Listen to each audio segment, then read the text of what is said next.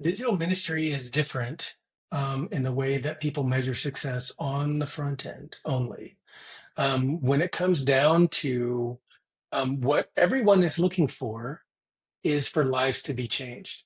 And that can happen at the end in ways that we're all familiar with.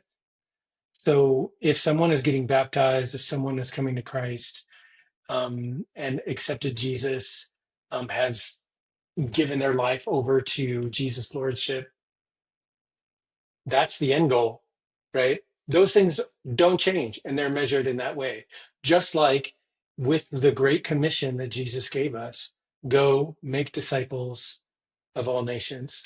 Well, we can go digitally, we can make disciples digitally, and the discipling that is being expressed by Jesus by saying, baptizing them in the name of the Father, Son, and Holy Spirit, teaching them to obey everything I've commanded you. We can do all of those things digitally.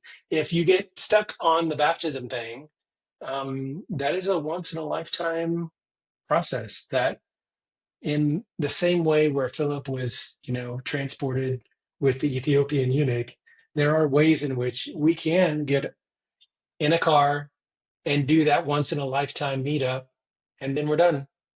If that's a requirement. I don't think that it is, though.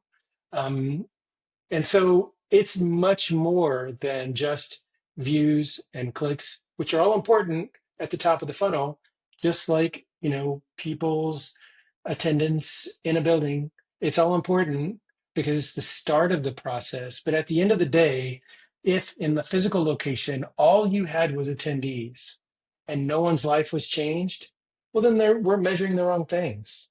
And in the same way, where if we have views and clicks and no one's life has changed, well, we're not done yet, right? We maybe got the process started, but we're not done yet.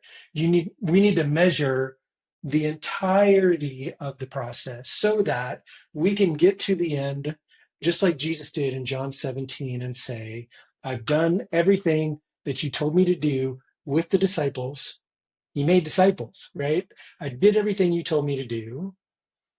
And so he felt like he could go to the Father with his head held high. So as we think about how do you measure success, you measure success by the fruit of your disciples. That's how you measure success. And that is the end game that we should all be striving toward, regardless of what tools and relationships we're using to achieve those ends. We're talking about life change. I want to see a bunch of people up in heaven. I mean, that's what I do to measure success, right? But anyway, the how you get there, you can also measure.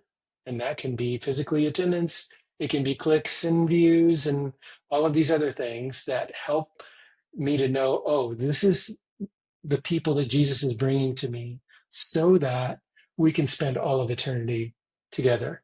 We should be measuring all of it, not just the parts that we like and not just the parts that make us feel good about our reach, whether that is how many people showed up or how many people clicked or how many people viewed.